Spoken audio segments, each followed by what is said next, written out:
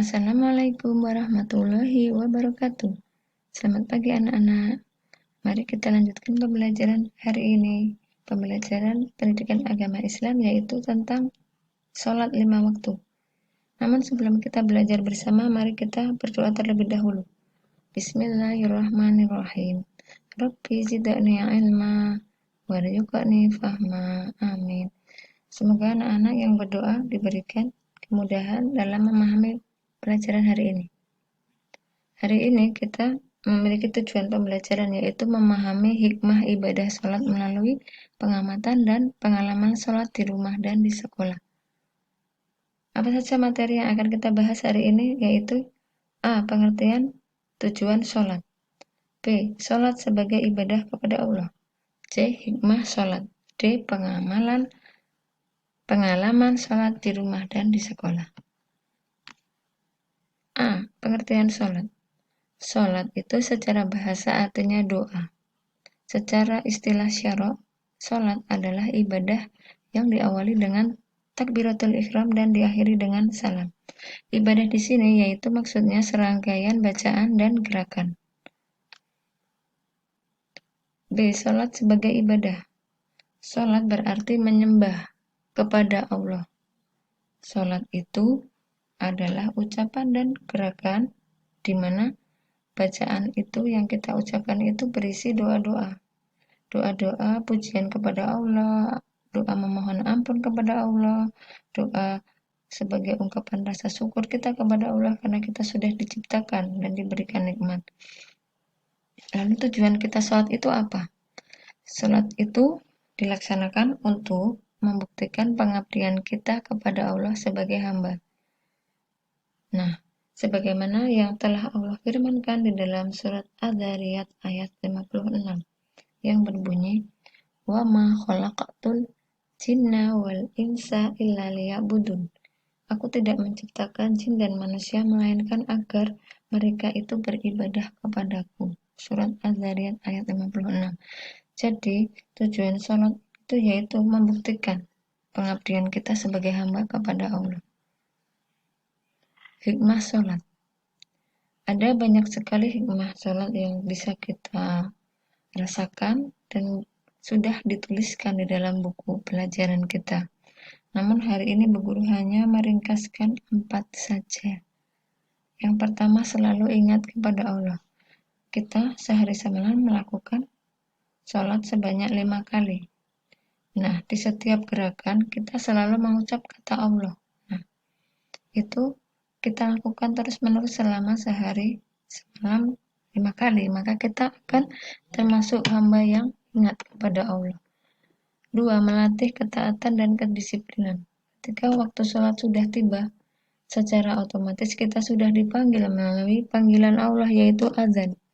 Ketika azan sudah terdengar, maka itu pertanda masuknya waktu sholat. Maka akan melatih ketaatan dan kedisiplinan kita. Ketika kita benar-benar bisa menjalankan sholat secara tepat waktu, maka kita akan mendapatkan latihan pengarahan jiwa kita sehingga kita selalu terarah untuk menjalankan ketaatan dan menciptakan sifat kedisiplinan kita. Yang ketiga, hati menjadi tenang dan tenteram. Ketika kita sholat, kita selalu membaca surat Al-Fatihah, di mana di dalam surat Al-Fatihah itu ada ayat kelima yang berbunyi Iyyaka na'budu wa iyyaka nasta'in. Ketika kita sudah melakukan sholat, maka kita pasrah kepada Allah. Kita akan mendapatkan ketenangan. Karena apa? Kita sudah menghambakan diri kepada Allah dan Allah akan menjamin wa iyyaka nasta'in. Dan hanya kepada Allah kita memohon pertolongan. Tentu saja Allah akan memberikan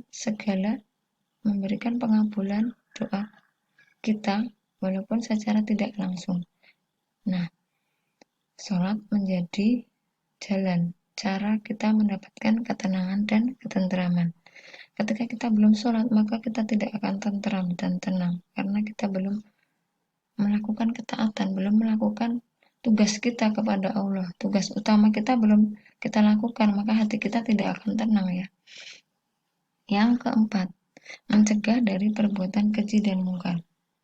Ini dengan syarat sholat yang kita lakukan itu benar-benar fokus dan khusyuk dan gerakan kita benar, maka kita akan mendapatkan perlindungan dari Allah dari perbuatan yang buruk. Karena kita selalu mengingat Allah, maka Allah juga akan mengingat kita ketika kita akan melakukan kegiatan atau sikap perbuatan yang merugikan diri kita sendiri dan orang lain, maka Allah akan mengingatkan kita juga sebagaimana kita selalu mengingat Allah di waktu kita sholat.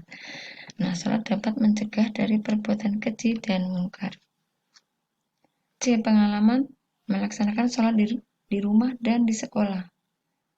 Nah, ketika anak-anak sudah melakukan sholat di rumah, silahkan dituliskan apa pengalaman sholat di rumah bersama orang tua maupun sholat sendiri. Silahkan dituliskan pengalamannya.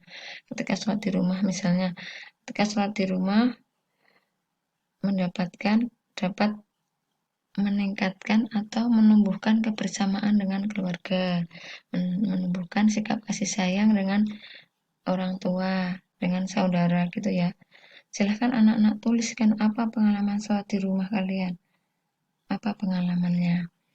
Terus yang selanjutnya, pengalaman sholat di sekolah. Ketika kalian sholat dulu di sekolah sebelum adanya virus corona, itu pengalaman apa yang kalian dapatkan ketika menjalankan sholat di sekolah? Misalnya, melatih ketaatan dan kedisiplinan. Ketika anak-anak itu jam 12 tet, kalian harus segera mengambil air wudhu, itu kan disiplin. Nah, dan taat kepada guru ketika gurunya sudah menyuruh kalian segera wudhu, kalian akan melakukan wudhu. Itu kan realisasi atau bukti kalian taat kepada guru, melaksanakan perintah berwudhu, segera mengambil wudhu sebelum sholat. Nah, silakan anak-anak kerjakan pengamalan sholat di rumah dan di sekolah 3 saja, masing-masing 3 ya. Silahkan nanti Bu Guru akan melampirkan tugas kalian di Google Classroom. Nah, mari kita akhiri pertemuan hari ini dengan mengucapkan hamdalah, alhamdulillahirrabbilalamin. Kita akan bertemu kembali dalam pembahasan yang terakhir, yaitu tata cara sholat 5 waktu.